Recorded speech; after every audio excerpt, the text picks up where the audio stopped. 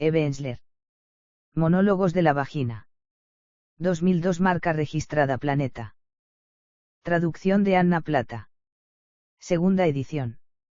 Barcelona, Planeta, DL 2003. Conversión FB2 Indi, Indigo. ISBN-10, 8495.908.891. ISBN-13, 968-849-5908-896. Para Ariel. Que conmociona mi vagina. Y hace estallar mi corazón. Prólogo de Gloria Steinem. Yo pertenezco a la generación del, ahí abajo. Es decir, esas eran las palabras, pronunciadas rara vez y en voz baja, que las mujeres de mi familia usaban para referirse a todos los genitales femeninos, ya fuesen internos o externos. No es que desconocieran términos como vagina, labios, vulva o clítoris. Por el contrario, estudiaron magisterio y probablemente tenían más acceso a la información que la mayoría. Ni siquiera se debía a que no fuesen mujeres liberadas o a que fueran unas mojigatas, como habrían dicho ellas. Una de mis abuelas ganaba dinero escribiendo por encargo sermones, de los que no creía una palabra, para su estricta iglesia protestante y luego ganaba más apostándolo en las carreras de caballos. Mi otra abuela era una sufragista, una educadora, e incluso llegó a ser una de las primeras candidatas políticas, lo cual hizo cundir la alarma entre muchas personas de su comunidad judía. En cuanto a mi madre, había sido una periodista pionera años antes de que yo naciera, y siempre se preocupó de criar a sus dos hijas de manera más progresista a cómo la habían educado a ella. No recuerdo oírla utilizar ninguna de las palabras peyorativas que hacían que el cuerpo femenino pareciera algo sucio o vergonzoso, y estoy agradecida por ello. Como comprobarán en estas páginas, muchas hijas crecieron con una carga mucho más pesada. No obstante, no oí palabras que fueran más precisas, y mucho menos que denotaran orgullo. Por ejemplo, ni una sola vez oí la palabra clítoris. Transcurrirían años hasta que aprendí que las mujeres poseíamos el único órgano en el cuerpo humano cuya función exclusiva era sentir placer. Si semejante órgano fuese privativo del cuerpo masculino, pueden imaginarse lo mucho que oiríamos hablar de él y las cosas que se justificarían con ello. Así pues, ya fuese mientras aprendía a hablar, a deletrear o a cuidar de mi propio cuerpo, se me decía el nombre de cada una de las asombrosas partes de mi anatomía menos el de una zona innombrable. Ello me dejó desprotegida frente a las palabras vergonzosas y los chistes guarros que oiría en el patio del colegio y, más tarde, frente a la creencia popular de que los hombres, ya fuesen amantes o médicos, sabían más acerca del cuerpo de las mujeres que las propias mujeres. Vislumbré por primera vez el espíritu de autoconocimiento y de libertad que encontrarán en estas páginas cuando después de licenciarme en la universidad viví en la India durante un par de años. En los templos y santuarios hindúes veía el lingam, un símbolo abstracto de los genitales masculinos, pero también por primera vez en mi vida el yoni, un símbolo de los genitales femeninos, con forma de flor, de triángulo o de óvalo de dos puntas. Me explicaron que miles de años atrás, este símbolo había sido objeto de adoración por considerarlo más poderoso que su equivalente masculino, una creencia que se transmitió al tantrismo, cuyo principio central es la incapacidad del hombre para alcanzar la plenitud espiritual si no es a través de la unión sexual y emocional con la energía espiritual superior de la mujer. Era una creencia tan profundamente arraigada y extendida que incluso algunas de las religiones monoteístas que excluyen a las mujeres y que surgieron posteriormente la conservaron en sus tradiciones, si bien estas creencias fueron, y continúan siendo, marginadas o negadas como herejías por los líderes religiosos mayoritarios. Por ejemplo, los cristianos gnósticos adoraban a Sofía como el Espíritu Santo femenino y consideraban a María Magdalena la discípula más sabia de Cristo.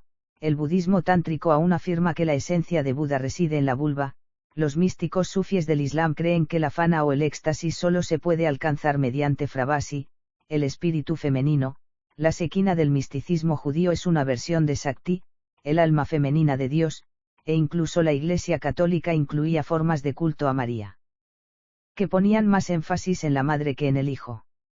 En numerosos países de Asia, África y otros lugares del mundo donde las deidades siguen representándose como seres femeninos además de masculinos, los altares contienen la joya en el loto y otras representaciones del lingam en el yoni. En la India, las diosas hindúes Durga y Kali son las encarnaciones de las fuerzas yoni del nacimiento y de la muerte, de la creación y la destrucción. Sin embargo, la India y el culto al yoni parecían hallarse a mucha distancia de las actitudes norteamericanas respecto al cuerpo de la mujer cuando regresé a mi país. Incluso la revolución sexual de los años 60 solo consiguió que más mujeres estuvieran disponibles sexualmente para un mayor número de hombres. El no de los años 50 simplemente fue sustituido por un sí constante y entusiasta. No fue hasta el activismo feminista de la década de los 70 cuando empezaron a surgir alternativas a todo, desde las religiones patriarcales hasta Freud, la distancia desde A hasta B, del doble rasero en las pautas de conducta sexual a la pauta única del control patriarcal político religioso sobre el cuerpo de las mujeres como medio de reproducción. Aquellos primeros años de descubrimiento están simbolizados para mí por algunos recuerdos sensoriales como recorrer Woman House, Casa de Mujer, de Judy Chicago en Los Ángeles, donde cada habitación estaba creada por una artista diferente, y donde descubrí por primera vez el simbolismo femenino existente en mi propia cultura. Por ejemplo, la forma de lo que llamamos corazón, cuya simetría se asemeja a la vulva mucho más que a la asimetría del órgano al que da nombre, probablemente sea un vestigio del símbolo genital femenino. Fue reducido, por siglos de dominación masculina, de ser un símbolo de poder a ser un símbolo de mero sentimentalismo, o el recuerdo de estar sentada en una cafetería de Nueva York con Betty Dodson, la conocerán en estas páginas, intentando mantener el tipo mientras ella ponía los pelos de punta a quienes aguzaban las orejas escuchando su explicación desenfadada sobre la masturbación como una fuerza liberadora. O volver a la sede de la revista MS y encontrar, entre los carteles siempre humorísticos del tablón de anuncios, uno que decía, son las 10 de la noche, ¿sabes dónde está tu clítoris? Cuando las feministas imprimíamos, coños al poder, en chapas y camisetas como una manera de reivindicar esa palabra desprestigiada, yo podía reconocer la restauración de un antiguo poder. Al fin y al cabo, la palabra indoeuropea Kunt es una derivación del título de Kunda o Kunti de la diosa Kali, y comparte la misma raíz etimológica que kin, parientes, y que country, país. Estas últimas 3 décadas de feminismo también estuvieron marcadas por una profunda ira a medida que se revelaba la verdad sobre la violencia ejercida contra el cuerpo femenino, ya fuese en forma de violación, abusos sexuales infantiles, violencia contra las lesbianas, malos tratos físicos a mujeres, acoso sexual, terrorismo contra la libertad reproductiva, o el delito internacional de mutilación de los genitales femeninos. La cordura de las mujeres se salvó sacando a la luz estas experiencias ocultas, poniéndoles nombre, y transformando nuestra ira en acciones positivas para reducir y sanar la violencia. Esta obra teatral y este libro son parte de la oleada de creatividad fruto de esta energía surgida al contar la verdad. Cuando fui por primera vez a ver cómo Eve Ensler interpretaba los relatos íntimos narrados en estas páginas, basados en más de 200 entrevistas y después transformados en poesía para el escenario, pensé, esto ya lo conozco, es el viaje de contar la verdad que llevamos haciendo desde hace 3 décadas. Y así es. Las mujeres le han confiado a Eve sus experiencias más íntimas, desde el sexo hasta el dar a luz, desde la guerra no declarada contra las mujeres hasta la nueva libertad de amor entre mujeres. En cada página está el poder de decir lo indecible al igual que está en la historia entre bastidores del propio libro. Un editor pagó un anticipo por él, pero tras repensarlo con sensatez, le permitió a Eve Ensler quedarse el dinero si se llevaba el libro y su palabra, 5, a donde le viniera en gana. Gracias a Villar por publicar todas las palabras de las mujeres, incluso las del título. Pero el valor de Monólogos de la Vagina va más allá de purgar un pasado repleto de actitudes negativas. Ofrece una manera personal, enraizada en el cuerpo, de moverse hacia el futuro. Creo que quienes lean este libro, no únicamente las mujeres sino también los hombres, podrán emerger de estas páginas sintiéndose no solo más libres en su fuero interno, y en relación a los demás, sino también con alternativas al viejo dualismo patriarcal de lo femenino/masculino, cuerpo/mente, sexual/espiritual que está arraigado en la división de nuestro ser físico entre, la parte de la que hablamos, y, la parte de la que no hablamos. Por si un libro con la palabra vagina en su título todavía les parece muy alejado de estas consideraciones filosóficas y políticas, voy a ofrecerles otro de mis descubrimientos tardíos. En los años 70, mientras me documentaba en la biblioteca del Congreso, encontré un tratado poco conocido sobre historia de la arquitectura religiosa que daba por sentado un hecho como si fuera sabido por todos, que el trazado tradicional de la mayoría de edificios patriarcales de culto imita el cuerpo femenino. Así, hay una entrada exterior y otra interior, los labios mayores y los labios menores, una nave central vaginal que conduce al altar, dos estructuras curvas ováricas a ambos lados, y por último, en el centro sagrado está el altar o útero, donde sucede el milagro, donde los varones dan a luz. Si bien esta comparación era nueva para mí, me abrió los ojos de golpe. Claro, pensé. La ceremonia central de las religiones patriarcales es ni más ni menos que aquella en la que los hombres se adueñan del poder yoni de creación al dar a luz simbólicamente. No es de extrañar que los líderes religiosos varones afirmen tan a menudo que los seres humanos nacimos en pecado porque nacimos de criaturas hembras. Únicamente obedeciendo las reglas del patriarcado podemos renacer a través de los hombres.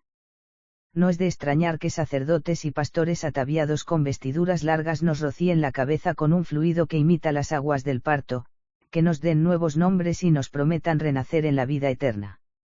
No es de extrañar que el sacerdocio masculino intente mantener alejadas a las mujeres del altar, al igual que se nos mantiene alejadas del control de nuestros propios poderes de reproducción. Simbólico o real, todo está destinado a controlar el poder que reside en el cuerpo femenino. Desde entonces, nunca he vuelto a experimentar la misma sensación de distanciamiento al entrar en un edificio religioso patriarcal. En lugar de ello, recorro la nave vaginal mientras voy tramando reapropiarme del altar con sacerdotes, mujeres además de hombres, que no menospreciarían la sexualidad femenina, universalizar los mitos exclusivamente masculinos de la creación, multiplicar las palabras y símbolos espirituales, y restituir el Espíritu de Dios en todas las cosas vivientes. Si derrocar unos 5000 años de patriarcado les parece una empresa demasiado ambiciosa, concéntrense simplemente en celebrar cada paso de autoafirmación mientras avanzan hacia esa meta. Pensaba en ello mientras observaba a unas niñas pequeñas dibujar corazones en sus libretas e incluso poner corazones a modo de puntos sobre las íes, y me pregunté, ¿estarán magnetizadas por esta forma originaria porque se parece tanto a sus propios cuerpos? Volví a pensar en lo mismo al escuchar a un grupo de unas 20 chicas de edades comprendidas entre los 9 y los 16 años mientras decidían acuñar un término global que lo incluyera todo, vagina, labios y clítoris. Tras mucho discutir, la expresión que escogieron fue, mogollón de fuerza. Más importante aún, el debate se desarrolló entre gritos y risas. Menuda diferencia, pensé. Qué camino tan largo y maravilloso hemos recorrido desde él, ahí abajo, dicho en voz baja. Ojalá mis propias antepasadas hubieran sabido que sus cuerpos eran sagrados. Con la ayuda de voces atrevidas y palabras honestas como las de este libro, creo que las abuelas, madres e hijas del futuro sanarán su yo interior, y arreglarán el mundo. Introducción. Vagina. Ya está, lo he dicho. Vagina, he vuelto a decirlo. He estado diciendo esa palabra una y otra vez durante los últimos 3 años. La he estado diciendo en teatros, en universidades, en salas de estar, en cafeterías, en cenas, en programas radiofónicos de todo el país. La diría en la televisión si alguien me dejara hacerlo. La digo 128 veces cada noche que interpreto mi obra, Monólogos de la vagina, basada en entrevistas realizadas a un grupo variopinto de más de 200 mujeres que hablan sobre sus vaginas. Digo la palabra en sueños. La digo porque se supone que no debo decirla. La digo porque es una palabra invisible, una palabra que suscita ansiedad, incomodidad, desprecio y asco. La digo porque creo que no decimos aquello que no vemos, no reconocemos o no recordamos. Aquello que no decimos se convierte en un secreto, y los secretos a menudo crean vergüenza, miedo y mitos. La digo porque quiero sentirme cómoda algún día diciéndola, no avergonzada y culpable. La digo porque no hemos acuñado una palabra más amplia y envolvente, que realmente describa la zona entera y todas sus partes. Chocho, o chochito, probablemente sea mejor palabra, pero se asocia con demasiadas cosas. Además, no creo que la mayoría de nosotras tengamos una idea clara de a qué nos referimos cuando decimos, chocho. Vulva, es una buena palabra, es más específica, pero no creo que la mayoría tengamos claro qué incluye la vulva. Digo, vagina, porque cuando empecé a decir esta palabra descubrí lo fragmentada que yo estaba, lo desconectado que estaba mi cuerpo de mi mente. Mi vagina era algo que estaba allí, en la distancia. Rara vez habitaba en ella, o tan siquiera la visitaba. Estaba ocupada trabajando, escribiendo, siendo madre, siendo amiga. No veía a mi vagina como mi recurso primario, como un lugar de sustento, humor y creatividad. Era un lugar inquietante, lleno de miedo. Me habían violado de niña, y aunque había crecido y hecho todas las cosas que una adulta hace con su vagina, nunca había vuelto a adentrarme realmente en esa parte de mi cuerpo después de haber sido violada. Había vivido básicamente la mayor parte de mi vida sin mi motor, mi centro, mi segundo corazón. Digo, vagina, porque quiero que la gente reaccione, y lo ha hecho. Han intentado censurar esa palabra en todos los lugares a donde ha viajado la obra Monólogos de la Vagina y en todas las modalidades de comunicación, en los anuncios de periódicos importantes, en las entradas a la venta en grandes almacenes, en las pancartas de las fachadas de los teatros, en los servicios de venta telefónica de localidades donde la voz grabada solamente se refería a la obra como, monólogos, o, monólogos de 5. ¿Por qué ocurre esto?, pregunto. Vagina, no es una palabra pornográfica, de hecho, es una palabra médica, un término para referirse a una parte del cuerpo, al igual que, codo, mano, o, costilla. Puede que no sea pornográfica, dice la gente, pero es una palabra fea. ¿Y si nuestras hijitas llegaran a oírla? Entonces, ¿qué les diríamos? A lo mejor podríais decirles que ellas tienen una vagina, respondo, si es que no lo saben ya. A lo mejor podríais celebrar eso. Pero no llamamos vaginas a sus vaginas, me dicen. ¿Cómo las llamáis?, les pregunto. Y me dicen, rajita, patatita, castañita, agujerito, y la lista continúa, interminable. Digo, vagina, porque he leído las estadísticas, y les están ocurriendo cosas malas a las vaginas de las mujeres en todas partes. 500.000 mujeres son violadas todos los años en Estados Unidos, 100 millones de mujeres han sido mutiladas genitalmente en todo el mundo, y la lista continúa y continúa. Digo, vagina, porque quiero que se ponga fin a estos horrores. Sé que no dejarán de ocurrir hasta que reconozcamos que suceden, y la única manera de conseguirlo es capacitar a las mujeres para que se atrevan a hablar de ello sin temor a sufrir castigo o ser objeto de venganza. Da miedo decir la palabra vagina. Al principio tienes la sensación de estar atravesando violentamente una barrera invisible. Vagina. Te sientes culpable e incómoda, como si alguien fuese a derribarte de un golpe. Entonces, después de haber dicho la palabra 100 o 1000 veces, se te ocurre que es tu palabra, tu cuerpo, tu lugar más esencial. De repente te das cuenta de que toda la vergüenza y la incomodidad que has sentido hasta entonces al decir la palabra ha sido una forma de silenciar tu deseo, de minar tu ambición. Entonces empiezas a decir la palabra más y más. La dices casi con pasión, con apremio, porque intuyes que si dejas de decirla, el miedo volverá a apoderarse de ti y caerás de nuevo en un susurro incómodo. De manera que la dices donde quiera que puedes, la sacas en todas las conversaciones. Estás ilusionada con tu vagina, quieres estudiarla y explorarla y presentarte a ella, y descubrir cómo escucharla y darle placer y mantenerla sana, sabia y fuerte. Aprendes a satisfacerte a ti misma y enseñas a tu amante a satisfacerte. Eres consciente de tu vagina todo el día, donde quiera que estés, en tu coche, en el supermercado, en el gimnasio, en la oficina. Eres consciente de esta parte preciosa, bellísima, portadora de vida que tienes entre las piernas, y eso te hace sonreír, te enorgullece. ¿Y cuántas más mujeres dicen la palabra? Cada vez resulta menos trascendente decirla, pasa a formar parte de nuestro lenguaje, de nuestra vida. Integramos en ella a nuestras vaginas, que pasan a ser algo venerable y sagrado. Se convierten en parte de nuestros cuerpos, conectadas con nuestras mentes, alimentan nuestros espíritus. Y la vergüenza desaparece y las violaciones cesan porque las vaginas son visibles y reales, y están conectadas con mujeres poderosas, sabias, que hablan de sus vaginas. Nos espera un largo viaje. Este es el principio. Es un espacio para pensar en nuestras vaginas, para empezar a conocer las vaginas de otras mujeres, para escuchar sus historias y entrevistas, para responder interrogantes y hacer preguntas. Un lugar para desprendernos de los mitos, la vergüenza y los miedos.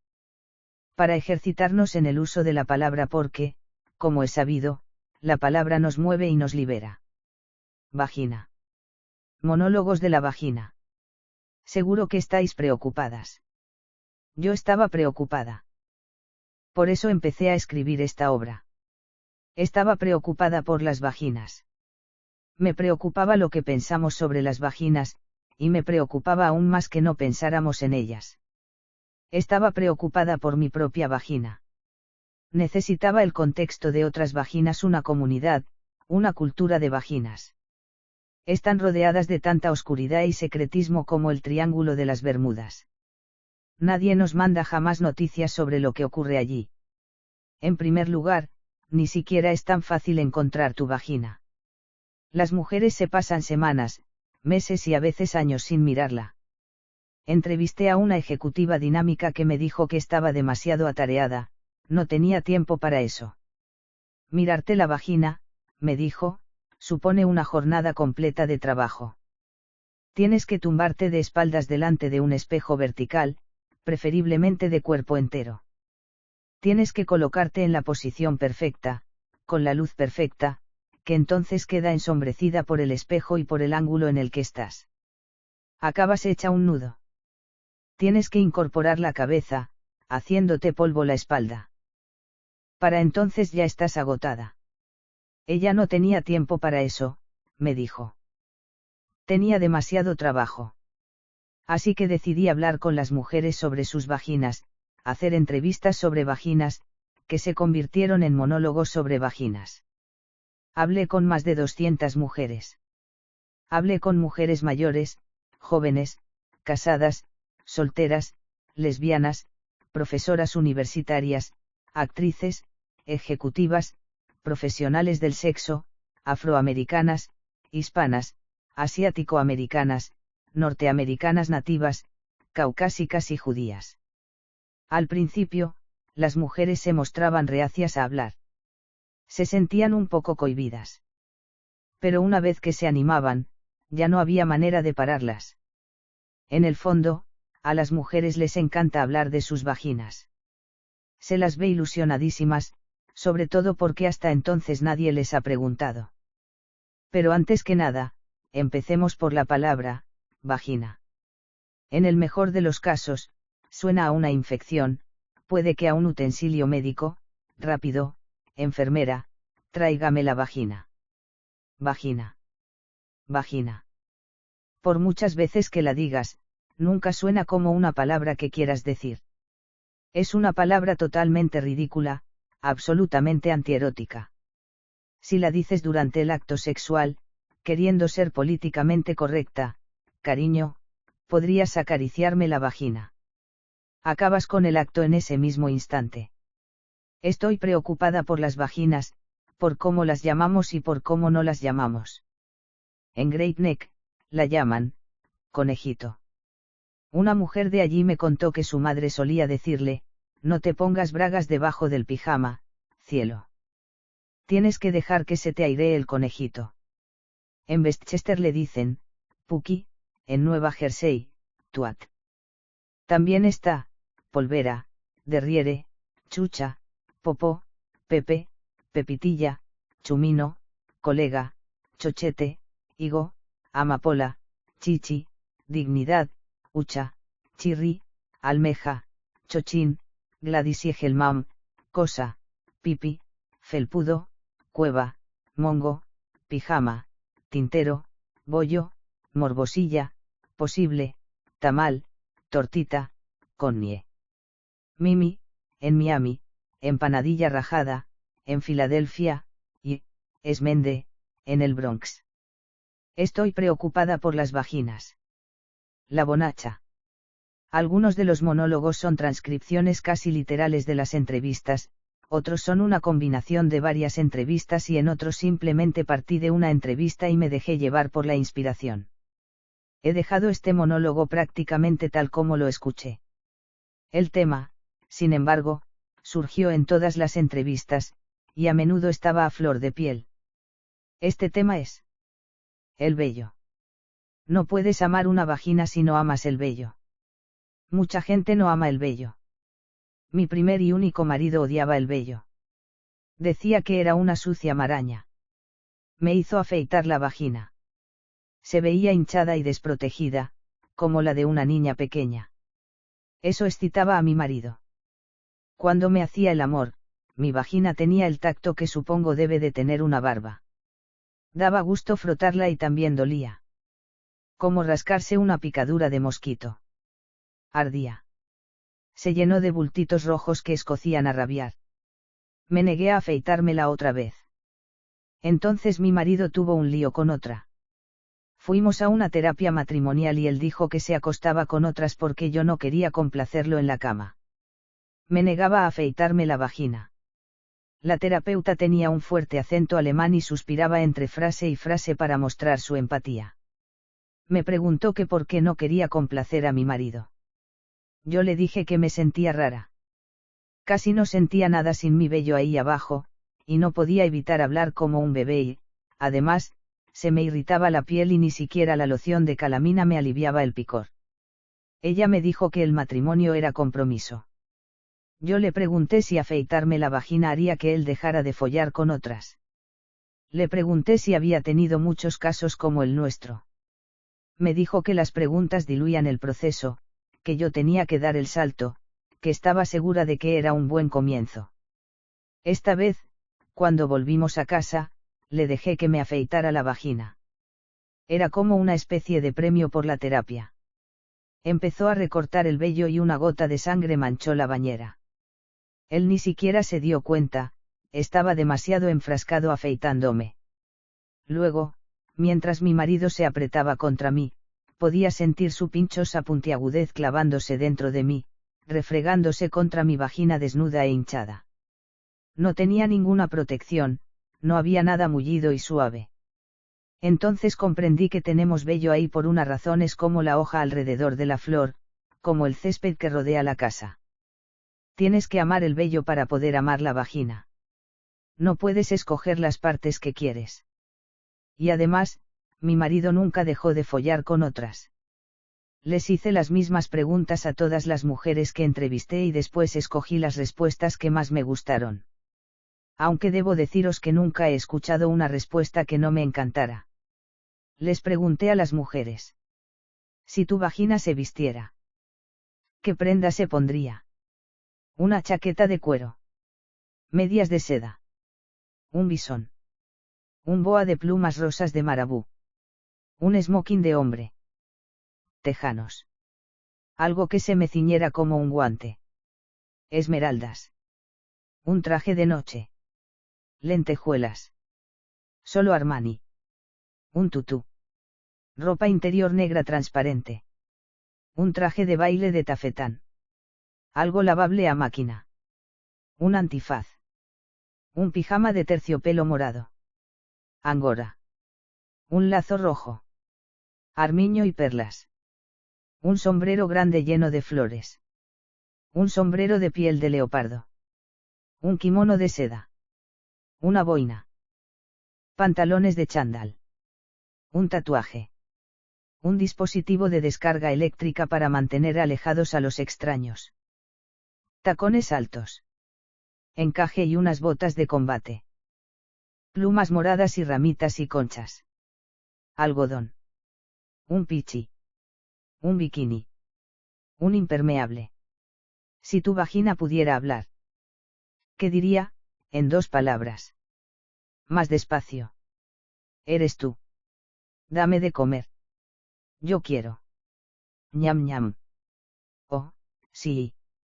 Empieza otra vez. No, más para allá. Lámeme.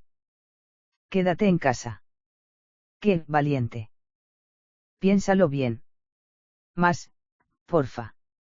Anda, abrázame. Vamos a jugar. No pares. Más, más. ¿Me recuerdas? Pasa, pasa. Todavía no. Madre mía. Sí, sí. Dame marcha. Entra bajo tu propia responsabilidad. Oh, Dios mío. Gracias a Dios. Estoy aquí. Manos a la obra. En marcha. Encuéntrame. Gracias. Bonjour. Demasiado fuerte. No te rindas. Y Brian. Mejor así. Sí, ahí. Ahí. Entrevisté a un grupo de mujeres cuyas edades oscilaban entre los 65 y los 75 años. Estas entrevistas fueron las más conmovedoras de todas, posiblemente porque a muchas de las mujeres nunca les habían hecho una entrevista sobre vaginas hasta entonces. Por desgracia, la mayor parte de las mujeres de este grupo de edad tenía muy poca relación consciente con su vagina. Me sentí muy afortunada por haberme criado en la época feminista. Una mujer que tenía 72 años ni siquiera se había visto nunca la vagina. Solo se había tocado para lavarse mientras se duchaba, pero nunca con una intención consciente. Jamás había tenido un orgasmo. A los 72 años de edad empezó una terapia y, alentada por su terapeuta, una tarde volvió a su casa, encendió unas velas, se preparó un baño, puso música suave y descubrió su vagina. Dijo que le llevó más de 1 hora, porque a su edad ya estaba artrítica, pero cuando finalmente se encontró el clítoris, rompió a llorar. El siguiente monólogo está dedicado a ella. La inundación. Mujer judía, acento de Keynes. Ahí abajo. No he estado ahí abajo desde 1953. ¿Qué va? No tuvo nada que ver con Eisenhower. No, no, lo de ahí abajo es un sótano. Es muy húmedo, mohoso y frío. ¿No quieres bajar ahí? Créeme. Te entrarían ganas de vomitar. Es asfixiante. Absolutamente nauseabundo. Con ese tufo a humedad y a moho y a todo lo demás. Uf. No hay quien aguante la peste que echa. Se te pega a la ropa. No, no hubo ningún accidente ahí abajo. No es que explotara ni se incendiara ni nada por el estilo. No fue tan dramático como eso. Quiero decir que bueno, da igual. Número. Da igual. No puedo hablar contigo de esto. ¿Qué hace una chica lista como tú yendo por ahí para hablar con señoras mayores de eso de ahí abajo? No hacíamos ese tipo de cosas cuando yo era joven. ¿Cómo dices? Y dale. Está bien, como quieras. Había un chico, Andy Lefkow. Era muy mono bueno, a mí me lo parecía. Era alto, como yo, y estaba colada por él. Me invitó a salir, a dar una vuelta en su coche. No puedo contarte esto. No puedo hacerlo, no puedo hablar de ahí abajo. Simplemente sabes que está ahí y punto. Como el sótano. A veces se oyen ruidos que resuenan ahí abajo. Oyes las cañerías, y las cosas quedan atascadas ahí, animalitos pequeños y trastos, y se moja todo, y a veces tiene que venir alguien a tapar las goteras. Aparte de eso, la puerta siempre está cerrada. Te olvidas de que existe. Me refiero a que es parte de la casa, pero no la ves ni piensas en ella. Eso sí, tiene que estar ahí porque toda casa necesita un sótano. Si no, el dormitorio estaría en el sótano. Ah, sí, Andy, Andy Lefkow. De acuerdo. Andy era muy guapo. Era una perita en dulce. Así era como le decíamos en mis tiempos.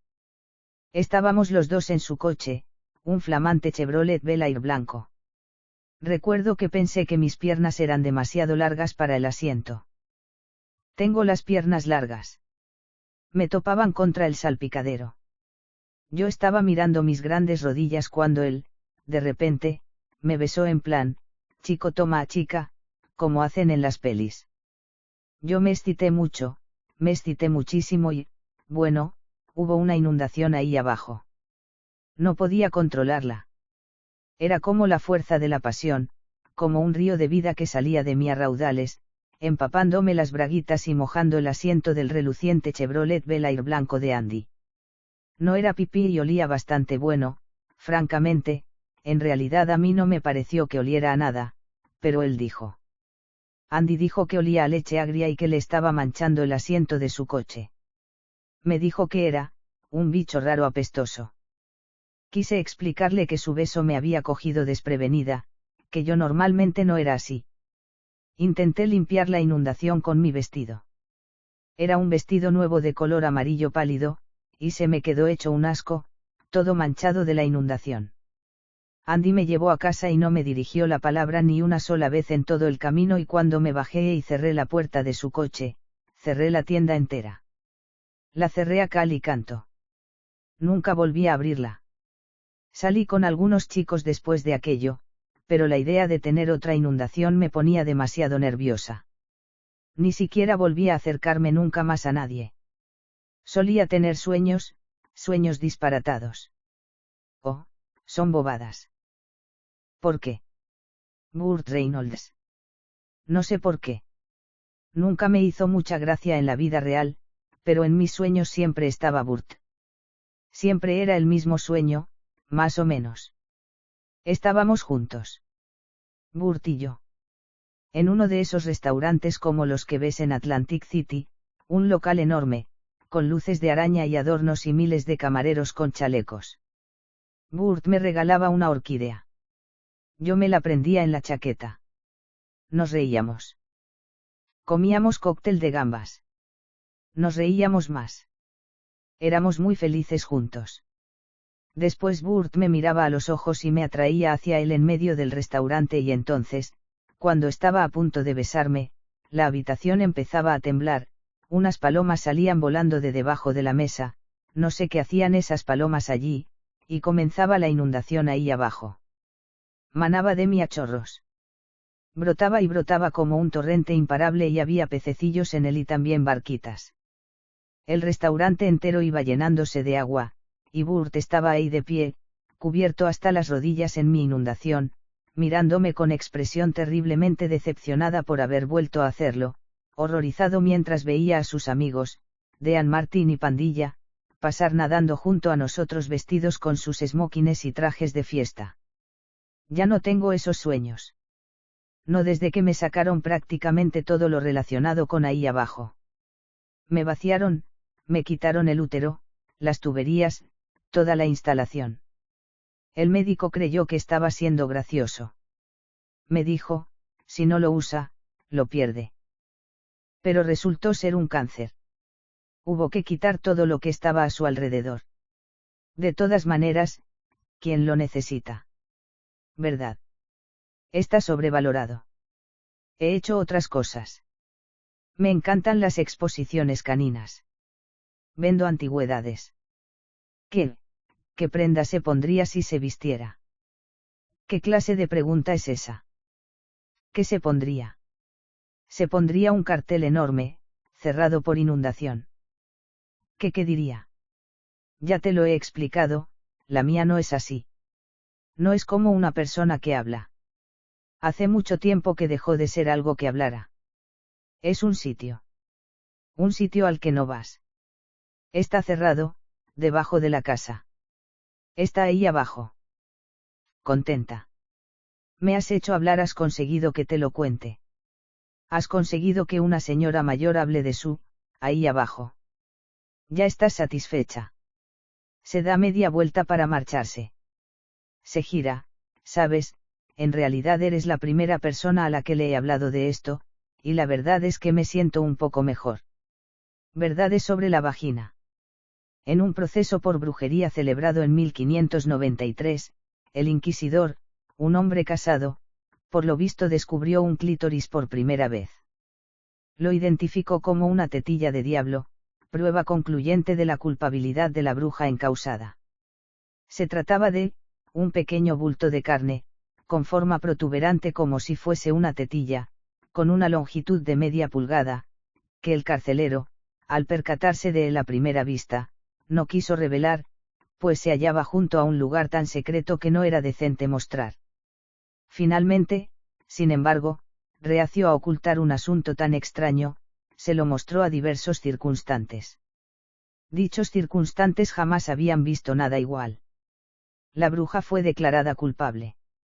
The Woman's Encyclopedia grados Fahrenheit MYTHES and Secrets.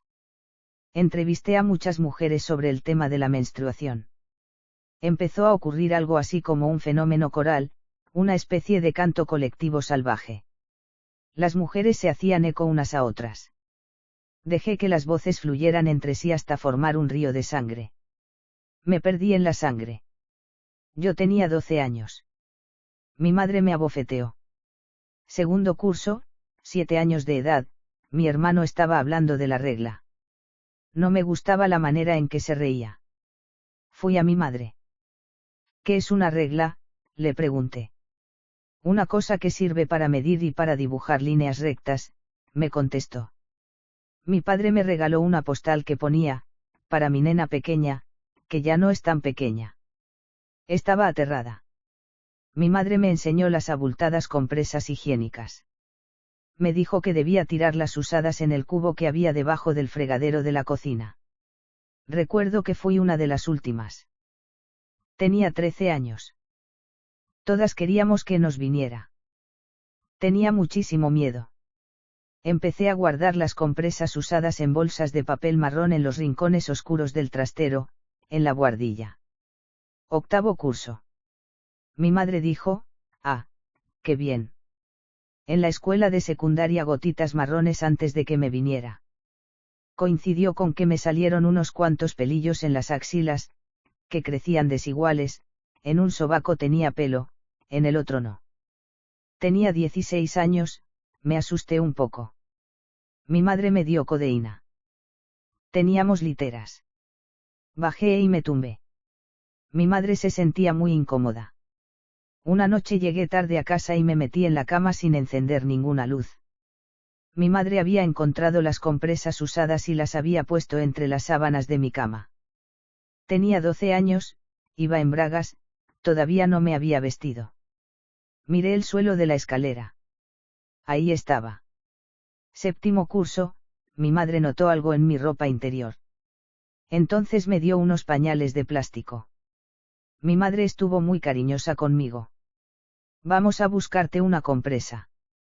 Cuando le vino a mi amiga Marcia, lo celebraron. Hicieron una cena especialmente para ella. Tenía 13 años. Fue antes de que hubiera compresas de celulosa. Había que tener cuidado con el vestido. Yo era negra y pobre. Una mancha de sangre en la parte trasera del vestido estando en la iglesia. No se notaba, pero me sentía culpable. Tenía 10 años y medio. Ninguna preparación. Porquería marronuzca en las bragas. Ella me enseñó a ponerme un tampón. Solo me entró hasta la mitad. Asociaba mi regla con fenómenos inexplicables. Mi madre me dijo que tenía que usar un paño. Mi madre dijo que nada de tampones. No podías meterte nada en tu azucarero. Me puse un montón de algodón. Se lo dije a mi madre. Me dio muñequitas recortables de Elizabeth Taylor. Tenía 15 años. Mi madre me dijo, Mazel Tov, enhorabuena. Me dio una bofetada. Yo no sabía si aquello era bueno o malo. Mi regla, como la masa de un pastel antes de que crezca. Las indias se pasaban 5 días sentadas sobre el musgo. Ojalá yo fuese una nativa norteamericana. Tenía 15 años y llevaba tiempo esperando que me viniera. Era alta y seguía creciendo. Cuando veía a chicas blancas en el gimnasio con tampones, pensaba que eran chicas malas. Vi gotitas rojas en las baldosas rosadas. Genial, pensé. Mi madre se alegró por mí. Usaba tampones o vi me gustaba meterme los dedos ahí dentro. Tenía 11 años, llevaba bragas blancas. Empezó a salirme sangre. Tenía 12 años. Me alegré. Mi amiga tenía un tablero de ouija, pregunté a los espíritus que cuando nos vendría la regla, miré hacia abajo y 6 sangre. Bajé la mirada y ahí estaba. Soy una mujer. Aterrada. Pensaba que nunca me vendría. Cambió por completo mi percepción de mí misma. Me volví muy silenciosa y madura.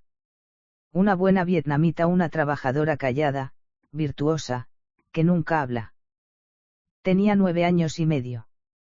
Convencida de que estaba muriéndome desangrada, enrollé las bragas y las tiré en un rincón. No quería preocupar a mis padres.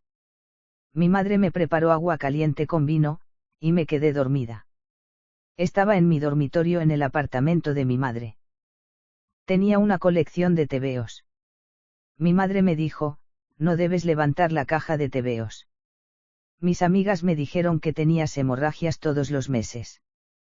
Mi madre entraba y salía cada 2 por 3 del psiquiátrico. No podía aceptar que me hubiera hecho mujer. Apreciada señorita Carling, le ruego que dispense a mi hija de jugar en el partido de baloncesto. Acaba de hacerse mujer. En el campamento de verano me dijeron que no me bañara teniendo la regla. Me limpiaron con una manopla y antiséptico. Tenía miedo de que la gente lo oliera. Miedo de que me dijeran que olía a pescado. Vomitaba, no podía comer. Me entró hambre. A veces es muy rojo. Me gustan las gotas que caen en el váter. Es como pintura. A veces es marrón y me inquieta. Yo tenía 12 años. Mi madre me abofeteó y me trajo una camisa roja de algodón. Mi padre salió a comprar una botella de sangría.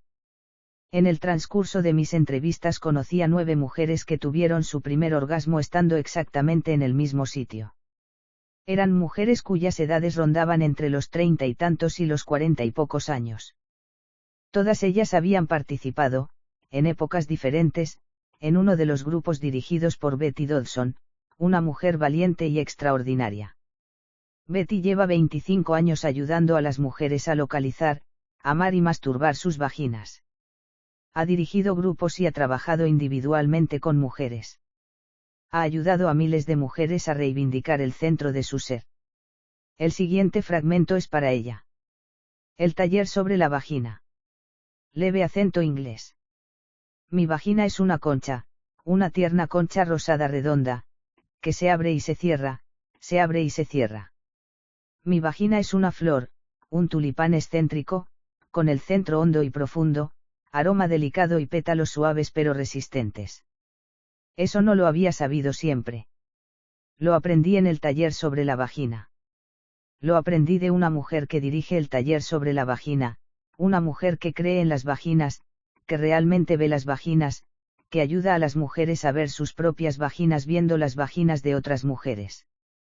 En la primera sesión, la mujer que dirigía el taller sobre la vagina nos pidió que hiciéramos un dibujo de nuestra, singular, bellísima y fabulosa vagina.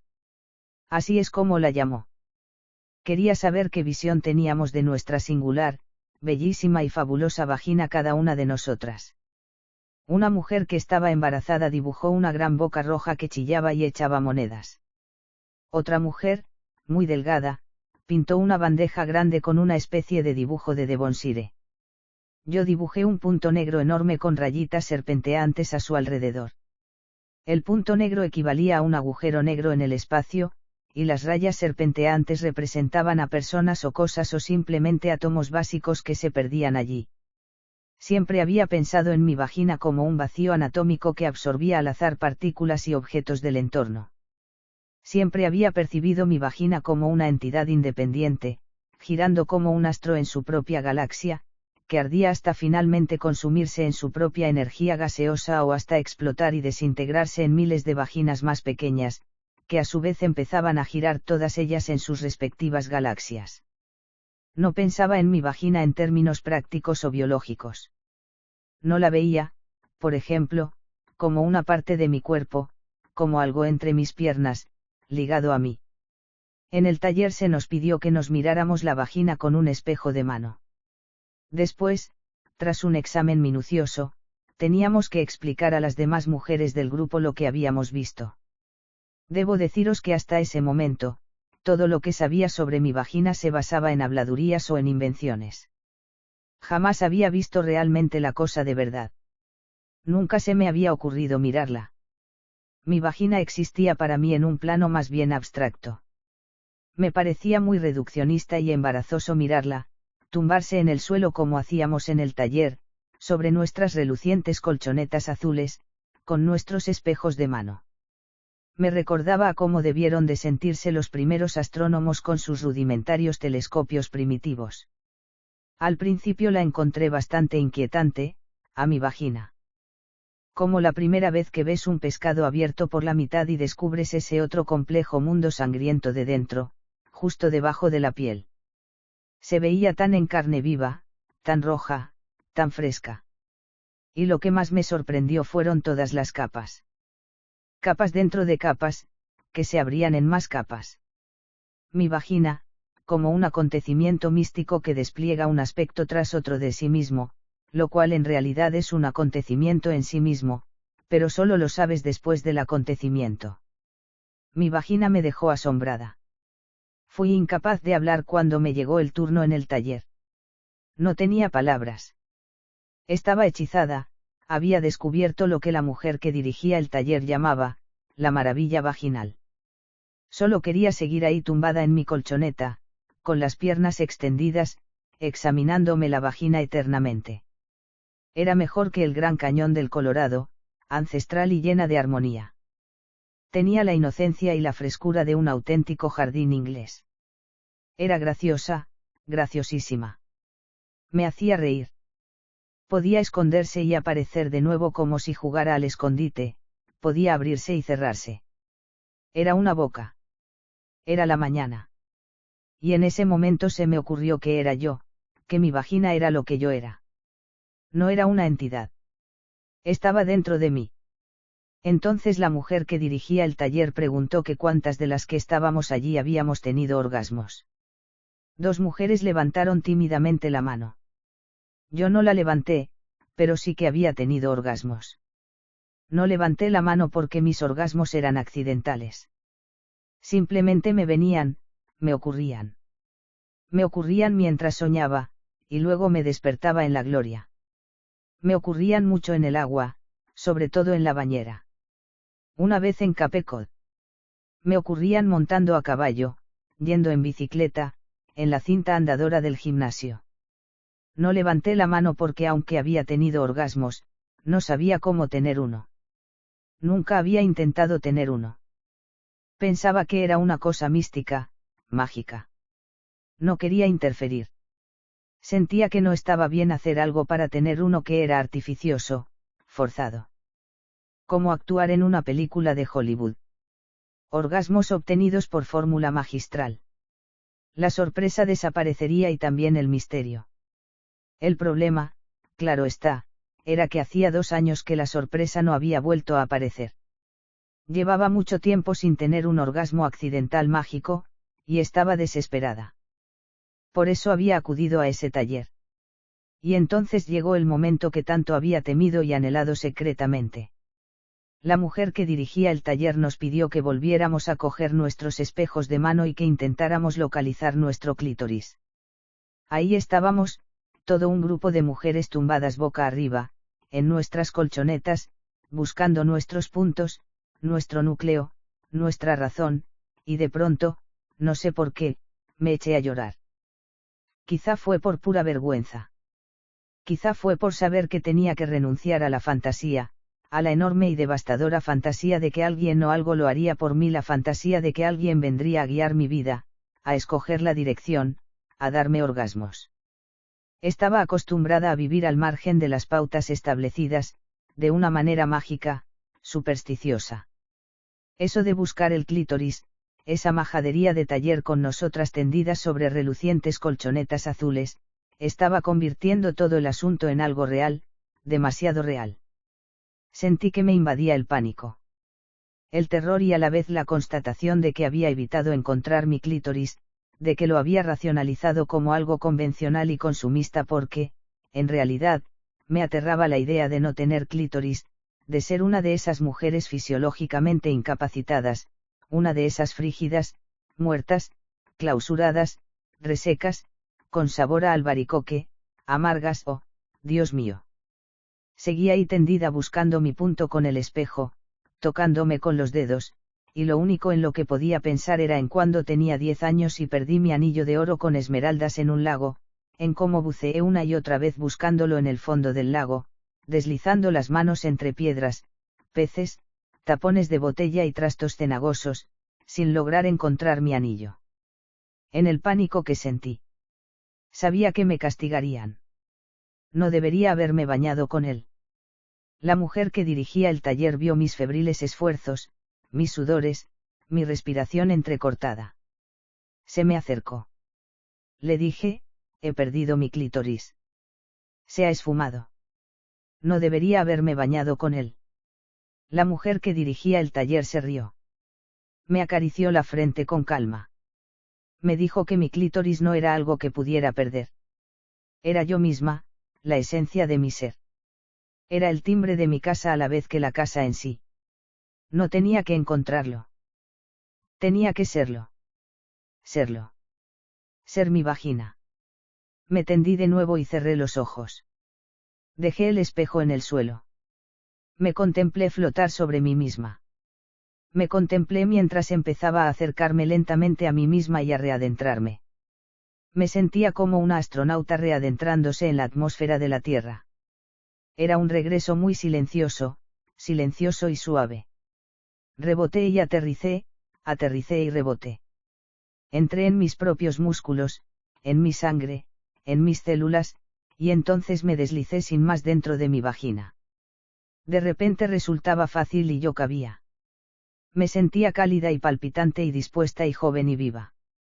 Y entonces, sin mirar, con los ojos aún cerrados, puse el dedo sobre lo que de repente se había convertido en mí. Al principio sentí un pequeño aleteo vibrante, que me impulsó a quedarme.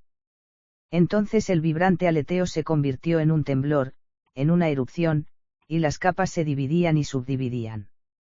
El temblor fue creciendo hasta abrirse a un horizonte ancestral de luz y silencio, que a su vez se abrió a una dimensión de música y colores, de inocencia y anhelo, y me sentí vinculada, conectada a un vínculo poderoso mientras me retorcía sobre mi pequeña colchoneta azul. Mi vagina es una concha, un tulipán y un destino. Estoy llegando al mismo tiempo que empiezo a marcharme. Mi vagina, yo. En 1993, caminaba por una calle de Manhattan cuando al pasar ante un kiosco de prensa de repente me quedé impactada por una fotografía profundamente inquietante publicada en la portada del Newsday. La imagen mostraba a un grupo de 6 mujeres jóvenes que acababa de salir de un campo de violaciones de Bosnia.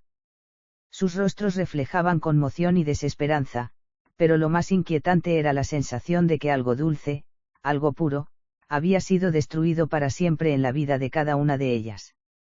Leí el reportaje. En las páginas interiores del periódico aparecía otra fotografía de las jóvenes, que se habían reencontrado hacía poco con sus madres y posaban todas juntas en semicírculo en un gimnasio. Formaban un grupo muy numeroso y ni una sola de las mujeres, ninguna madre ni ninguna hija, era capaz de mirar a la cámara. Supe que tenía que ir allí. Tenía que conocer a esas mujeres. En 1994, gracias al apoyo de un ángel, de Lauren Lloyd, pasé 2 meses en Croacia y en Pakistán, entrevistando a refugiadas bosnias. Entrevisté a esas mujeres y estuve con ellas en campamentos, en bares y en centros de refugiados. He vuelto a Bosnia en 2 ocasiones desde entonces. Cuando regresé a Nueva York después de mi primer viaje, estaba absolutamente indignada. Indignada porque entre 20.000 y 70.000 mujeres estaban siendo violadas en plena Europa en 1993, como una táctica sistemática de guerra, y nadie hacía nada por impedirlo. No alcanzaba a comprenderlo. Una amiga me preguntó que por qué me sorprendía. Me dijo que más de 500.000 mujeres eran violadas cada año en nuestro propio país, y eso que en teoría no estábamos en guerra. Este monólogo está basado en la historia de una mujer. Quiero darle las gracias por haberla compartido conmigo. Su espíritu y su fortaleza me impresionan, como también me impresionan todas y cada una de las supervivientes de las terribles atrocidades cometidas en la antigua Yugoslavia que conocí. El siguiente fragmento está dedicado a las mujeres de Bosnia. Mi vagina era mi aldea. Mi vagina era verde, praderas de un suave rosado acuoso, una vaca mugiendo, sol, siesta, novio cariñoso rozándome con una suave brizna de paja dorada. Hay algo entre mis piernas. No sé qué es. No sé dónde está. No lo toco. Ahora no. Ya no. No desde entonces.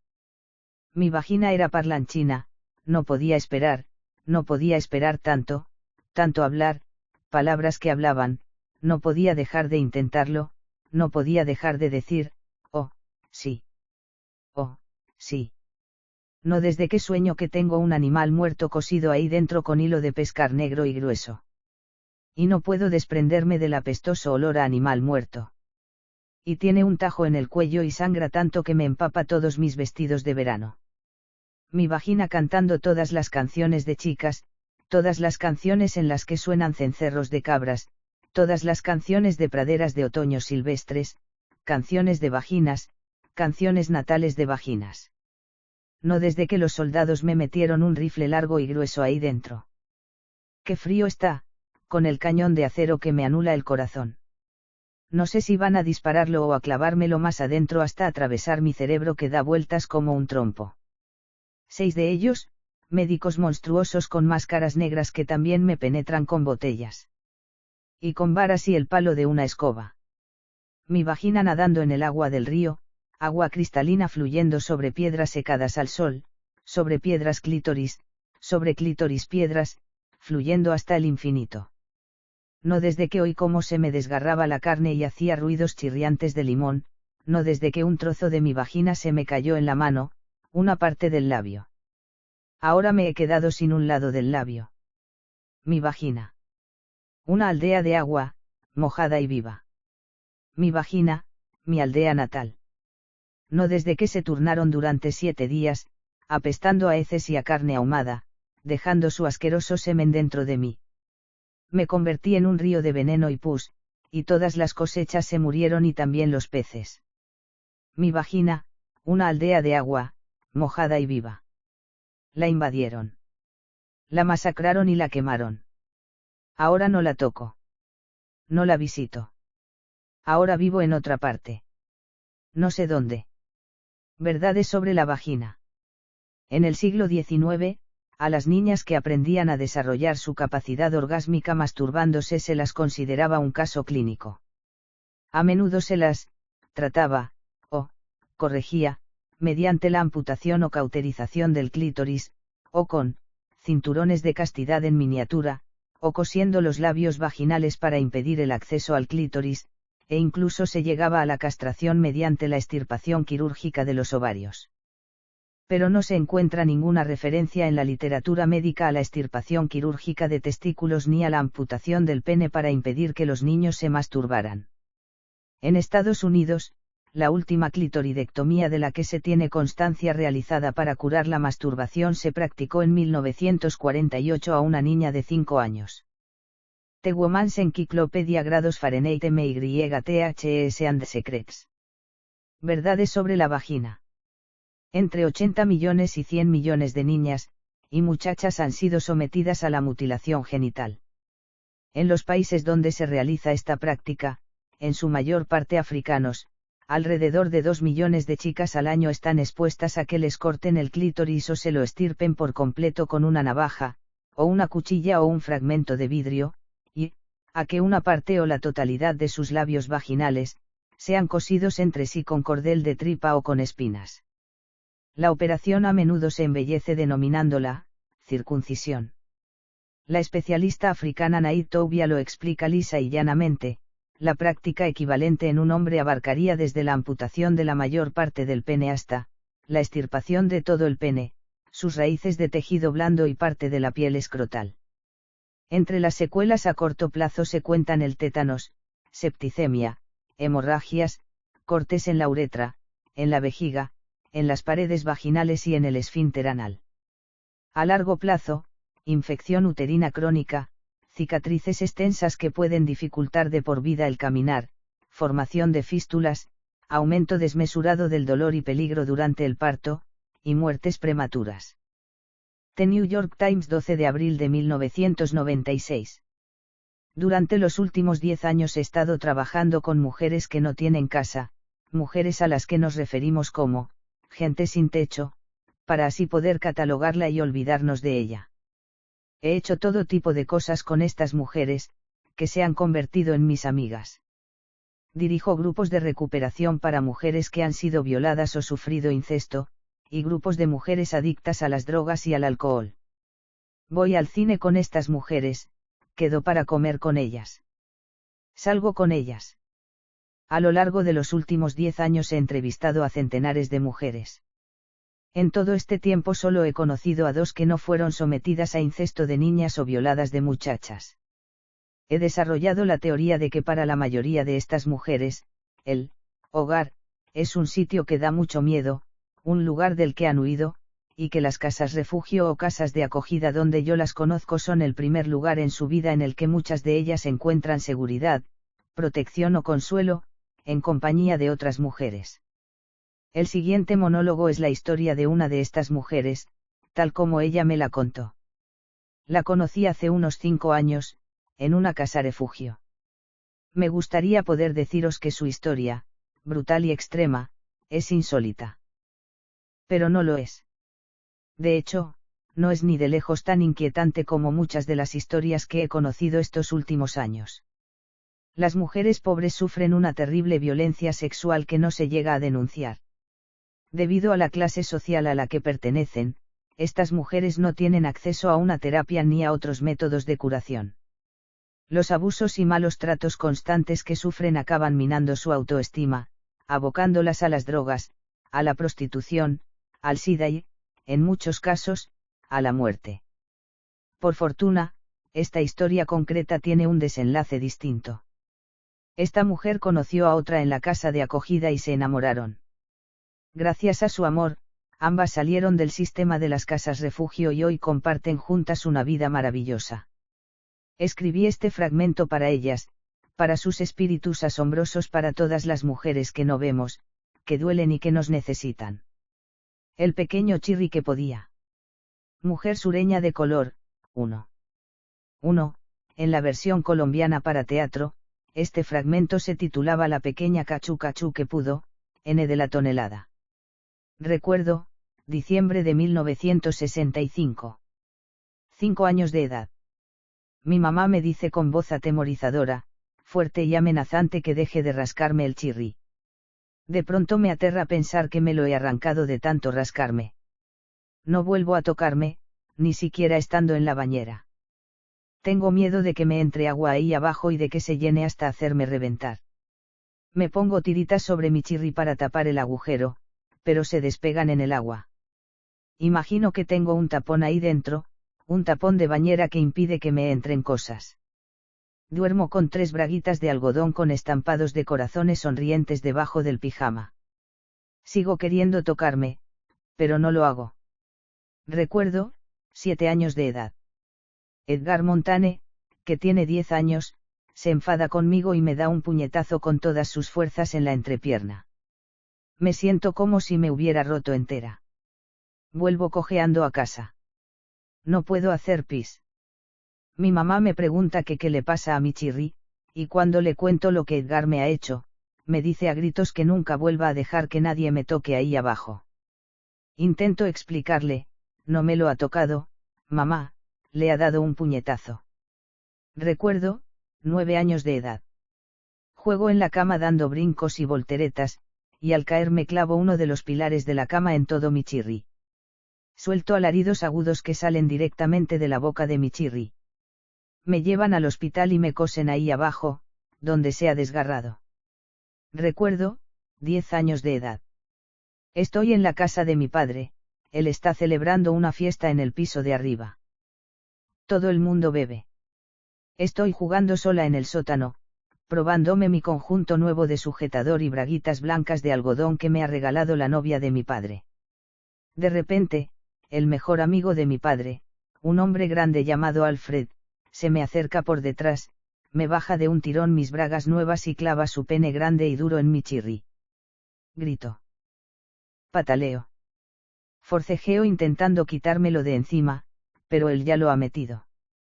Entonces llega mi padre. Tiene una pistola. De pronto se oye un ruido fortísimo horrible y entonces Alfred y yo estamos cubiertos de sangre, de mucha sangre. Estoy convencida de que mi chirri finalmente se me está cayendo. Alfred queda paralítico de por vida y mi mamá no me deja ver a mi padre en 7 años. Recuerdo, 12 años de edad. Mi chirri es un sitio muy malo, un sitio de dolor, desagradable, de puñetazos, de invasión y de sangre. Es un solar para percances. Es una zona de mala suerte. Me imagino una autopista sin peaje entre mis piernas y, chica, estoy viajando, yéndome bien lejos de aquí. Recuerdo, 13 años de edad. Hay una mujer preciosa de 24 años en nuestro barrio y yo siempre me la quedo mirando fijamente. Un día me invita a subir a su coche. Me pregunta si me gusta besar a los chicos, y yo le respondo que no me gusta. Entonces ella me dice que quiere enseñarme algo, se inclina hacia mí y me besa muy suavemente en los labios con sus labios y después desliza su lengua en mi boca. ¡Guau! Me pregunta si quiero ir a su casa, y entonces vuelve a besarme y me dice que me relaje, que lo sienta, que deje que nuestras lenguas lo sientan. Le pregunta a mi mamá si puedo pasar la noche en su casa, y mi madre está encantada de que una mujer tan guapa y con tanto éxito se interese por mí. Estoy asustada, pero al mismo tiempo no puedo esperar. Su apartamento es fantástico. Lo tiene muy bien montado. Estamos en los años 70, cortinas de sartas de abalorios, almohadones mullidos, luces suaves de ambiente. En ese mismo instante decido que de mayor quiero ser secretaria, como ella. Se prepara un vodka y entonces me pregunta que qué quiero tomar. Le digo que lo mismo que está tomando ella, y me dice que a mi mamá no le gustaría que bebiera vodka. Yo le respondo que seguramente tampoco le gustaría que me besara con chicas, y entonces la señora preciosa me prepara una copa. Después se cambia y se pone un picardías de raso de color chocolate. Es guapísima. Siempre pensé que las tortilleras eran feas. Te queda genial. Estás estupenda, le digo, y ella me contesta, tú también. Pero yo solo llevo este sujetador y estas bragas blancas de algodón, le digo. Entonces, lentamente, ella me pone otro picardías de raso. Es de color lavanda, como los primeros días de primavera. El alcohol se me ha subido a la cabeza, me noto suelta y dispuesta. Colgado sobre la cabecera de la cama tiene un cuadro de una mujer negra desnuda con una enorme melena a lo afro. Suave y lentamente, me tumba en la cama, y solo de refregar nuestros cuerpos me corro. Entonces ella nos hace de todo a mí y a mi chirri, cosas que hasta entonces siempre me habían parecido sucias, y madre mía. Estoy tan caliente, tan descontrolada. Ella me dice, tu vagina, que ningún hombre ha tocado, huele tan bien, tan limpia. Ojalá pudiera conservarla siempre así. Estoy que ardo y de repente suena el teléfono y, claro, es mi madre. Estoy segura de que lo sabe, siempre me pilla en todo.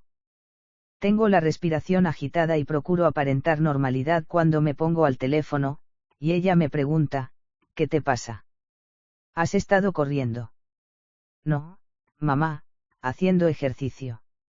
Entonces ella le dice a la guapa secretaria que se asegure de que no esté con chicos, y la señora le dice, créame, no hay chicos por aquí. Después, la señora preciosa me enseña todo sobre mi chirri. Me hace jugar conmigo misma delante de ella y me enseña las distintas maneras de darme placer a mí misma. Es muy concienzuda. Me dice que siempre debo saber darme placer a mí misma para así no tener que depender nunca de un hombre. Por la mañana, estoy preocupada por si me he convertido en una boyera marimacho porque me he enamorado perdidamente de ella. Ella se ríe, pero nunca vuelvo a verla. Ahora la gente dice que aquello fue una especie de violación. Yo solo tenía 13 años y ella, 24. Bueno, les digo, pues sí fue una violación, fue una buena violación, una violación que convirtió mi pobre Chirri en un paraíso celestial. ¿A qué huele una vagina? A tierra. A basura mojada. A Dios. A agua. A una mañana resplandeciente. A profundidad. A jengibre dulce. A sudor.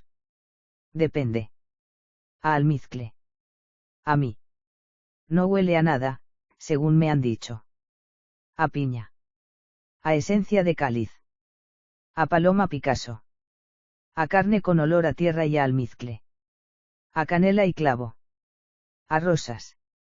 A bosque de jazmín, almizcle y especias, un bosque muy profundo. A musgo húmedo. A caramelos buenísimos. Al Pacífico del Sur. A una mezcla entre pescado y lilas. A melocotones. A bosque. A fruta madura. A té de fresa y kiwi. A pescado. Al cielo. A vinagre y agua. A licor dulce y suave. A queso. A martes. A sexy. A una esponja. Al principio. Llevo más de 3 años viajando por todo Estados Unidos, y ahora, por el mundo, con esta obra. Amenazo con crear un mapa de amistades vaginales de todas las ciudades amistoso-vaginales que he visitado. Ahora son muchas. Ha habido muchas sorpresas, la ciudad de Oklahoma me sorprendió. Estaban locas por las vaginas en Oklahoma. Pittsburgh me sorprendió. Les encantan las vaginas en Pittsburgh. Ya he estado allí 3 veces. A donde quiera que vaya, las mujeres vienen a verme después de la función para contarme sus historias, para hacer sugerencias, para explicarme sus reacciones. Esta es mi parte favorita de ir de gira con la obra. Llego a escuchar historias realmente asombrosas. Me las cuentan de una manera sencilla, con toda naturalidad. Siempre me hacen recordar lo extraordinarias que son las vidas de las mujeres, y cuán profundas. Y también me hacen pensar en lo aisladas que están las mujeres y en lo oprimidas que llegan a estar muchas veces en su aislamiento. En las poquísimas personas a las que les han hablado alguna vez de su sufrimiento y confusión. En la enorme vergüenza que rodea a todo el tema.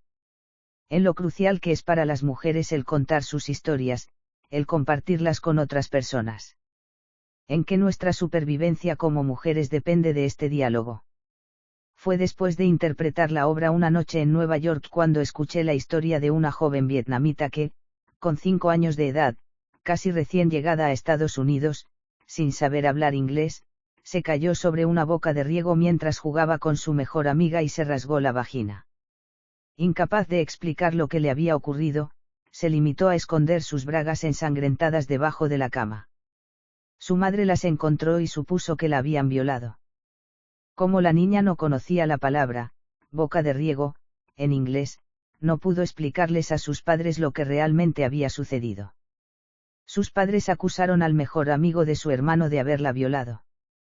A ella se la llevaron a toda prisa al hospital, donde un grupo de hombres con batas se reunió alrededor de su cama mientras observaba fijamente su vagina abierta y expuesta. Después, durante el trayecto de regreso a casa, ella se dio cuenta de que su padre había dejado de mirarla. A sus ojos, se había convertido en una mujer usada, acabada. Jamás volvió a mirarla de verdad. O la historia de la despampanante chica de Oklahoma, que vino a verme con su madrastra después de la representación para contarme que había nacido sin vagina y no se había dado cuenta hasta que tuvo 14 años. Estaba jugando con una amiga. Compararon sus genitales y entonces se dio cuenta de que los suyos eran diferentes, de que algo iba mal. Acudió al ginecólogo acompañada de su padre, con quien tenía más confianza, y el médico descubrió al examinarla que de hecho no tenía vagina ni útero. Destrozado, Su padre procuraba contener las lágrimas y ocultar su tristeza para que ella no se sintiera mal.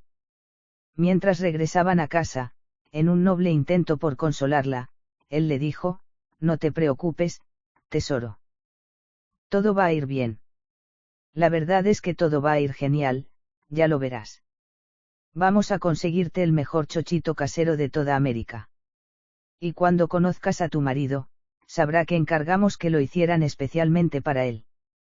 Y realmente le consiguieron un nuevo chochito, y ella se quedó relajada y feliz, y cuando vino a verme con su padre 2 noches después para presentármelo, el amor que había entre ellos me derritió. También hubo una noche en Pittsburgh en que una mujer llena de pasión se me acercó a toda prisa para decirme que tenía que hablar conmigo lo antes posible. Su vehemencia me convenció, y la llamé en cuanto volví a Nueva York. Me dijo que era masajista terapéutica y que tenía que hablarme sobre la textura de la vagina. La textura era fundamental. Yo no había captado la textura, me dijo. Y me habló durante 1 hora con tanto detalle, con una claridad tan sensual, que cuando acabó, tuve que tenderme. Durante aquella conversación también me habló sobre la palabra, coño. Había dicho algo negativo sobre ella en la obra, y la mujer sostenía que yo no entendía en absoluto la palabra. Ella tenía que ayudarme a reconcebirla. Me habló durante media hora más sobre la palabra, coño, y cuando acabó, yo era una conversa. Escribí esto para ella. Reivindicar el coño. 2. Este texto ha sido adaptado dada la imposibilidad de lograr una traducción satisfactoria fiel al idioma original. Yo lo llamo coño. Lo he reivindicado, coño. Realmente me gusta. Coño. Escuchadlo. Coño. Comunidad Europea, Comunidad Europea. Comunidad Europea de caverna, de crepitar, de clítoris, de cavidad, de caricia, de cuca, de calidez, de caliente, de cachonda, de castaña, de cadencia, de caída, de cáliz, de cántaro, de carantoña, de carcajada, de calidoscopio, de crisol, de cambiante, de carmesí, de carnoso, de casa, de curiosidad, de curvo. Luego, cobalto. Cobalto de concha, de coral, de cofre de tesoro oculto, de collar de perlas nacaradas, de contacto, de cosquillas, de corola, de colibrí que bebe néctar, de colina, de cometa, de color, de constelación, de cosmos, de conocer, de colmar, de contoneo, de correrse. Luego viene la ñ solitaria que busca compañía, que encuentra su lugar, que anida entre sus compañeras. Con letras sinuosas que se ciñen entre sí, que se acoplan a la perfección, que acogen encantadas a la última letra, la o final, la que faltaba para formar esta preciosa palabra. Coño. Venga, decídmelo, decime, coño. Decidlo, decídmelo, coño. Coño. Le pregunté a una niña de 6 años.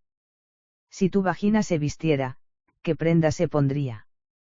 Zapatillas de baloncesto rojas y una gorra de los Mets con la visera hacia atrás. Si pudiera hablar, ¿qué diría? Diría palabras que empiezan por 5 y por tonelada. Como tortuga y violín, por ejemplo. ¿A qué te recuerda tu vagina? A un melocotón oscuro y bonito.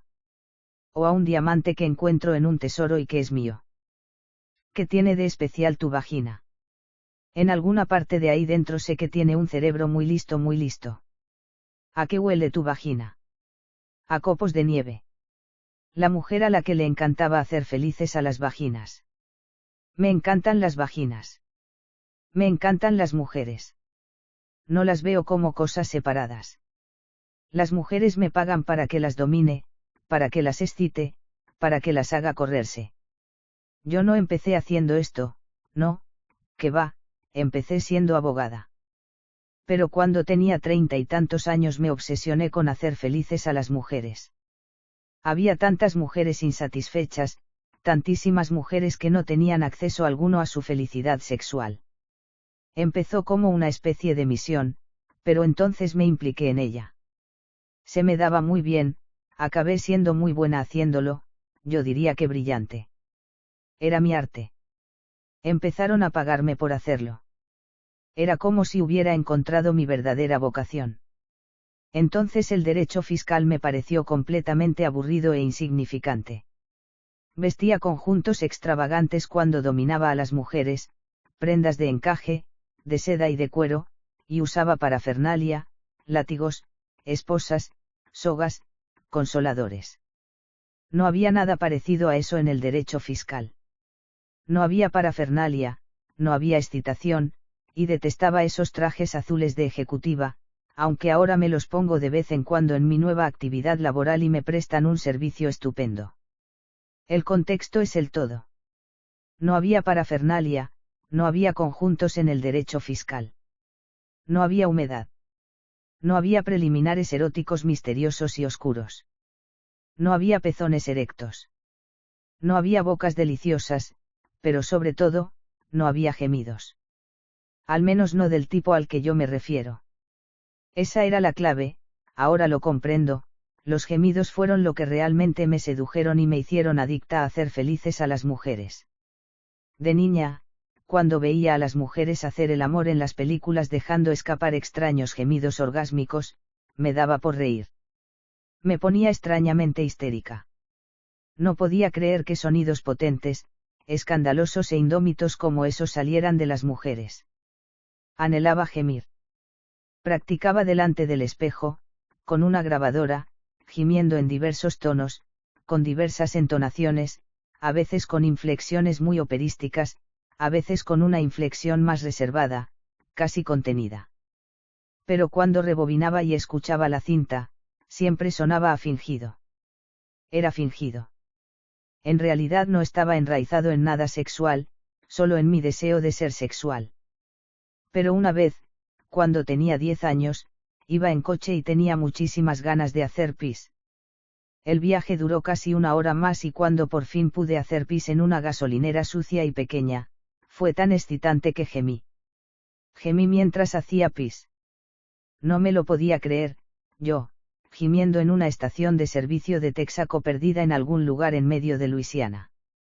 Fue precisamente entonces cuando comprendí que los gemidos están relacionados con no conseguir enseguida lo que quieres, con retardar las cosas, con dilatarlas. Me di cuenta de que los gemidos eran mejores cuando te cogían por sorpresa, salían de esa misteriosa parte oculta de ti que hablaba su propio lenguaje.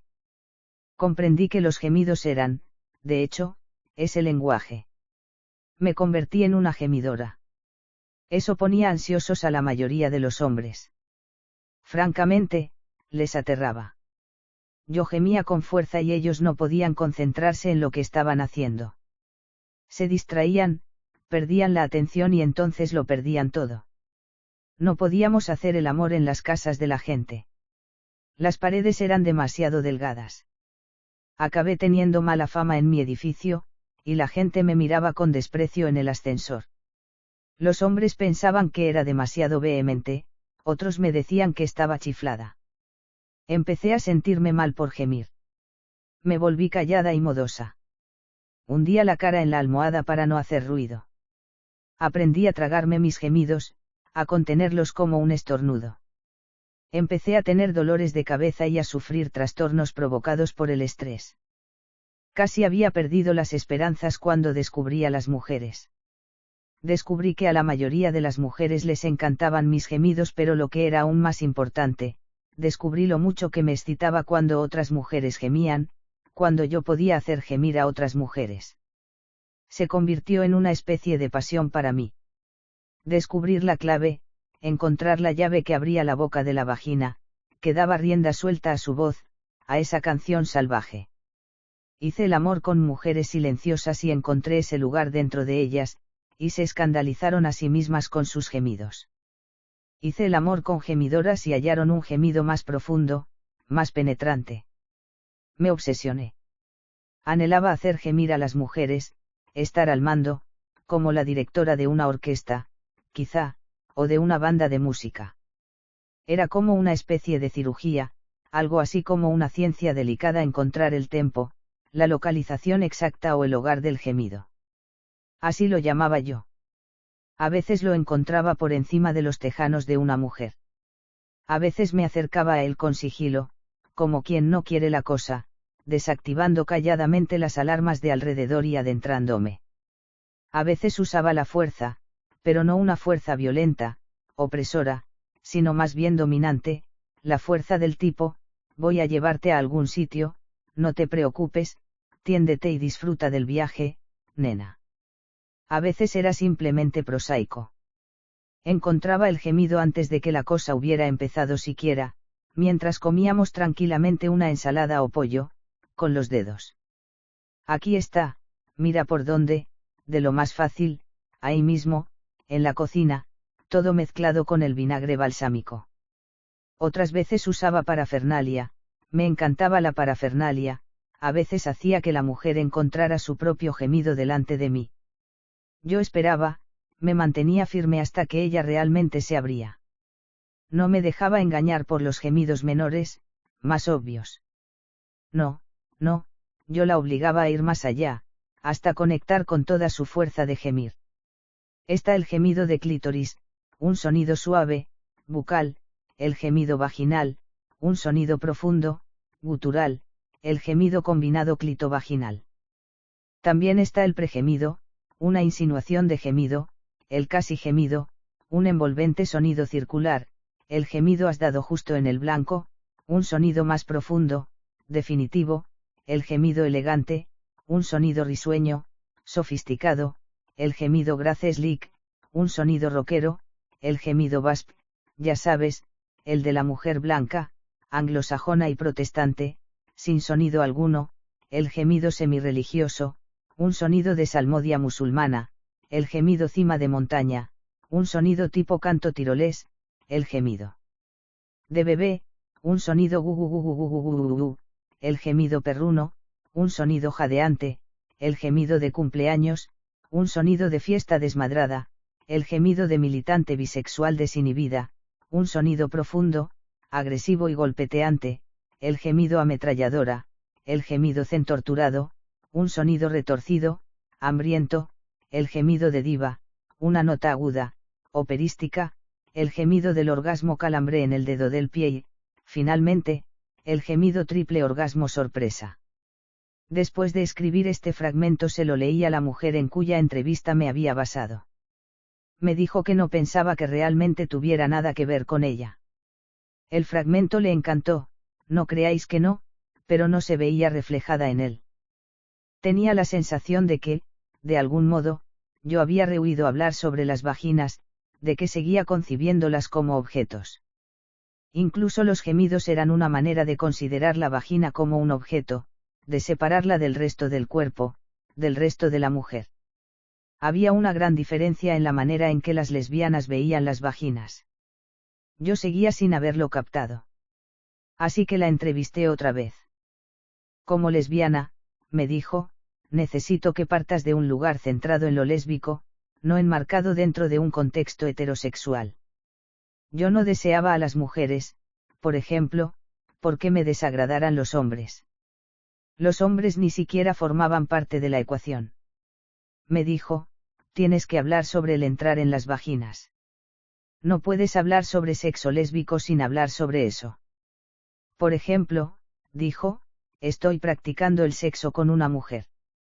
Ella está dentro de mí. Yo estoy dentro de mí, follándome al mismo tiempo que ella. Tengo 4 dedos dentro de mí, 2 son suyos, 2 son míos. Yo no sabía si en realidad quería hablar de sexo. Pero, claro, ¿cómo puedo hablar sobre vaginas sin hablar de ellas en acción? Me preocupa el factor excitación, me preocupa que el texto sirva a otros fines espurios. Hablo de vaginas para que la gente se excite. Eso es malo. Como lesbianas, me dijo, conocemos bien las vaginas. Las tocamos. Las lamemos. Jugamos con ellas. Las incitamos. Notamos cuando el clítoris se hincha. Notamos nuestro propio clítoris. Me doy cuenta de que me siento turbada escuchándola. Hay una combinación de razones, excitación, miedo, su amor por las vaginas y su comodidad con ellas, y mi distanciamiento, mi pavor a decir todo esto delante de vosotras, del público. Me gusta jugar con el borde de la vagina, me dijo, con los dedos, con los nudillos, con los dedos de los pies, con la lengua. Me gusta adentrarme despacio, entrar lentamente, y después hundir 3 dedos dentro. Hay otras cavidades, otras aberturas, está la boca. Mientras tengo una mano libre, hay dedos en su boca, dedos en su vagina, unos y otros en movimiento, todo en movimiento al mismo tiempo, su boca chupándome los dedos, su vagina chupándome los dedos. Las dos chupando, las dos húmedas, mojadas. Me doy cuenta de que no sé qué es apropiado. Ni siquiera sé qué significa esta palabra. ¿Quién lo decide? Aprendo mucho de lo que me está contando. Sobre ella, sobre mí. Entonces llego a mi propia humedad. Ella puede entrar en mí.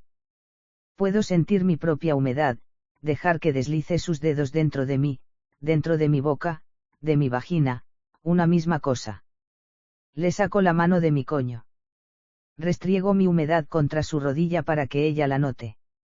Deslizo mi humedad por su pierna, lentamente, hacia abajo, hasta que entierro mi cara entre sus muslos. Hablar sobre vaginas echa a perder el misterio, o eso no es más que otro mito que mantiene a las vaginas sumidas en la oscuridad, que las mantiene ignorantes e insatisfechas. Mi lengua está sobre su clítoris. Mi lengua ocupa el lugar de mis dedos. Mi boca entra en su vagina. Decir estas palabras te hace sentir traviesa, peligrosa, demasiado directa, demasiado específica, transgresora, intensa, al mando, viva. Mi lengua está sobre su clítoris. Mi lengua ocupa el lugar de mis dedos. Mi boca entra en su vagina. Amar a las mujeres, amar nuestras vaginas, conocerlas y tocarlas y familiarizarnos con quiénes somos y con lo que necesitamos.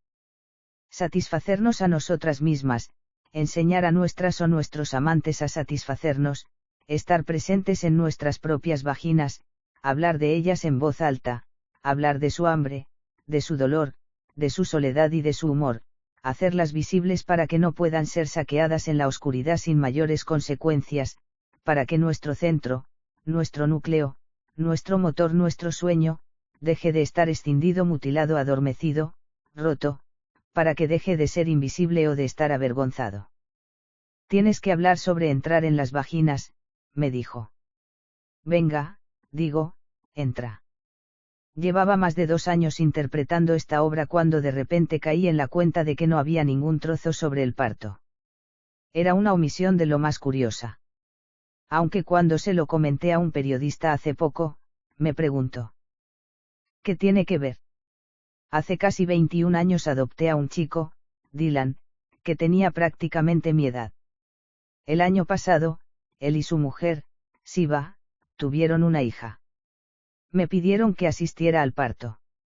No creo que, a lo largo de toda mi investigación, realmente comprendiera las vaginas hasta ese momento. Si me maravillaban antes del nacimiento de mi nieta, Colette, ahora siento por ellas una profunda veneración. Yo estaba allí, en la habitación. Para Siva. Yo estaba allí cuando su vagina se abrió. Todos estábamos allí, su madre, su marido y yo, y la enfermera de Ucrania con la mano entera ahí dentro en su vagina, palpando y girando con su guante de goma mientras nos hablaba tranquilamente como si estuviera abriendo un grifo que va muy duro. Yo estaba allí, en la habitación, cuando las contracciones la hicieron ponerse a gatas, cuando los gemidos extraños y desconocidos le rezumaban por los poros, y seguí estando allí horas después, cuando de repente dejó escapar un grito salvaje, agitando los brazos en el aire electrizante. Yo estaba allí cuando su vagina cambió de un tímido agujero sexual a un túnel arqueológico, una vasija sagrada, un canal veneciano, un pozo profundo con una criatura diminuta atrapada dentro, esperando ser rescatada. Vi los colores de su vagina. Cambiaban. Vi el azul roto amoratado, el rojo ardiente tomate, el rosa grisáceo, el tono oscuro, 6 la sangre como sudor a lo largo de los bordes, 6 el líquido amarillo, blanco, la mierda, los coágulos saliendo de todos los orificios, saliendo con más y más fuerza. Vi, por el agujero, la cabeza del bebé, rayones de pelo negro, los 6 justo detrás del hueso, un recuerdo redondo y duro, mientras la enfermera de Ucrania seguía girando y girando su resbaladiza mano. Yo estaba allí cuando cada una, su madre y yo, la cogimos de una pierna y las extendimos bien, empujando con todas nuestras fuerzas contra ella, que empujaba mientras su marido contaba en tono severo, 1, 2, 3, diciéndole que se concentrara más. Entonces miramos dentro de ella. No podíamos apartar los ojos de ese lugar. Nos olvidamos de la vagina, todas nosotras nos olvidamos. ¿Qué, si no, explicaría nuestra falta de asombro, nuestra falta de embeleso? Yo estaba allí cuando el médico introdujo las espátulas de Alicia en el País de las Maravillas, y estaba allí mientras su vagina se convertía en una amplia boca operística que cantaba con todas sus fuerzas. Primero asomó la cabecita, después el aleteante brazo grisáceo, después el veloz cuerpo de movimientos natatorios, nadando rápidamente hasta nuestros brazos llorosos. Yo estaba allí después, cuando me volví y miré su vagina. Me quedé de pie permitiéndome verla completamente extendida, completamente expuesta, mutilada, hinchada y desgarrada, sangrando a mares sobre las manos del médico que la cosía calmadamente. Me quedé de pie y mientras la miraba fijamente, su vagina se convirtió de repente en un gran corazón rojo palpitante. El corazón es capaz de sacrificarse. La vagina también. El corazón es capaz de perdonar y de sanar. Puede cambiar su forma para dejarnos entrar. Puede dilatarse para dejarnos salir. La vagina también. Puede sufrir por nosotras y ensancharse por nosotras, morir por nosotras y sangrar y traernos entre sangre a este mundo difícil y maravilloso. La vagina también. Yo estaba allí, en la habitación. Lo recuerdo. Agradecimientos. Hay muchísimas personas increíbles que ayudaron a dar a luz a esta obra y después a alimentarla en el mundo. Quiero dar las gracias a las y los valientes que nos llevaron a la obra y a mí a sus ciudades natales, universidades y teatros: Pat Kramer, Sarah Raskin, Gerald Blaise La Vida, Ovie Bagdadonut, Carole Eisenberg, Catherine Gammon, Lynn Neardin, Susan Paddock, Robin Ears, Gally Gold. Un agradecimiento especial a Steve Tiller y a Clive Flovers por el maravilloso estreno británico de la obra, y a Rada Boric por conseguir que se realizara con estilo en Zagreb, y por ser mi hermana. Mis mejores deseos a las desprendidas y poderosas mujeres del Centro para Mujeres Víctimas de la Guerra, de Zagreb. Quiero dar las gracias a las personas excepcionales del Teatro ERE de Nueva York, que fueron decisivas para la buena marcha de la obra allí, a Randy Rollison y a Barbara Busacchino, por su profunda dedicación y confianza en esta obra, a Wendy Evans Joseph, por su magnífico decorado y su enorme generosidad, a David Kelly, a Heather Carson, por su iluminación sexy y atrevida, a Alexa Vance y a Kim Kefgen, por su paciencia y perfección y por bailar la danza del chirri conmigo noche tras noche. Quiero dar las gracias a Stephen Pevner por su gran apoyo para poner todo esto en marcha, y a Robert Levitan por su confianza. Gracias a Michelle Steckler por estar ahí una y otra vez, a Don Summa por lograr que la prensa corriera la voz, y a Alisa Solomon, Alexis Grene, Rebecca Mead, Chris Smith, Wendy Bifner, M.S., The Village Boys y Mirabella por hablar de la obra con tanto cariño y respeto. Quiero expresar mi agradecimiento a Gloria Steinem por sus hermosas palabras y por estar ahí antes que yo, y a Betty Dodson por amar a las vaginas y por empezar todo esto. Quiero dar las gracias a Charlotte Seedy por respetarme y luchar por mí, y a Mark Klein por su trabajo cotidiano y por su enorme apoyo y paciencia. También quiero expresar mi gratitud a Carol Bodie, su fe en mí me ha sostenido en los años difíciles, y su labor de defensa y divulgación de la obra ha vencido los temores de otras personas y la ha hecho posible. Quiero agradecer a Willa Salit la fe que ha tenido en mí y el talento y valentía con que ha dado a conocer mi obra. Quiero dar las gracias a David Phillips por ser mi ángel siempre presente, y a Lauren Lloyd por el gran regalo de Bosnia. Gracias a Nancy Rose por guiarme con mano experta y amable, un agradecimiento especial a Marianne Stnall, a Sally Fischer, a Feminist. Convial Comité 5, DAI. Quiero dar las gracias a Gary Sunsine por venir en el momento apropiado. Quiero dar las gracias a mi extraordinaria editora, Molly Doyle, por defender este libro en más de una editorial y, en última instancia, por ser mi gran socia. Quiero dar las gracias a Marisue Rucci por tomar el proyecto en sus manos y ayudarme a lograr que se publicara este libro. Quiero expresar mi gratitud a Villar por no tener miedo. También quiero dar las gracias por todo lo que me han dado mis amigas y amigos, a Paula Allen, por dar el salto, a Brenda Currin, por cambiar mi karma, a Diana de Beck, cuya generosidad me sanó, a James Lecesne, porque me ve y cree en mí, a Mark Matousek, por obligarme a profundizar más, a Paula Mazur, por emprender el gran viaje, a Thea Stone, por permanecer junto a mí, a Sapphire, por forzar mis límites, a Kim Rasen, que me deja respirar y encontrar la quietud. Quiero dar las gracias a algunas mujeres excepcionales, Michelle Mchu, Debbie Schechter, Maxi Cohen, Judy Katz, Judy Corcoran, Joan Stein, Katina Jimmy, Terry Swartz y a las chicas Betty por su constante amor y apoyo. Quiero dar las gracias a mis mentoras, Joan P. Woodward, Shirley Knight, Lynn Austin y Tina Turner. Quiero dar las gracias a mi madre, Chris, a mi hermana, Laura, y a mi hermano, Curtis, por franquear el laberíntico camino que distaba entre ellos. Quiero expresar mi agradecimiento a las mujeres valientes y llenas de coraje del programa de SWP que se enfrentan una y otra vez a la oscuridad y la atraviesan, especialmente a Maritza, Tarusa, Stacey, Elisa, Belinda, Denise, Stephanie, Edwin, Joanne, Beverly y Tabana. Quiero expresar mi profundo agradecimiento a centenares de mujeres que me dejaron entrar en sus espacios íntimos, que me confiaron sus historias y sus secretos. Que sus historias tracen el camino para un mundo libre y seguro, para Hannah, Katie, Molly, Adisa, Lulu, Alison, Olivia, Sammy, Isabella y otras. Quiero dar las gracias a mi hijo, Dylan, por enseñarme el amor, a mi nuera, Siva, y a mi nieta, Coco, por nacer. Finalmente, quiero dar las gracias a mi pareja, Ariel O'Jordan, que concibió esta obra conmigo, cuya bondad y ternura fueron un bálsamo, fueron el principio. Fin. Tisfile was created. Bit Book Designer Program. Bookdesigner@te-book.org. 7 de septiembre de 2013.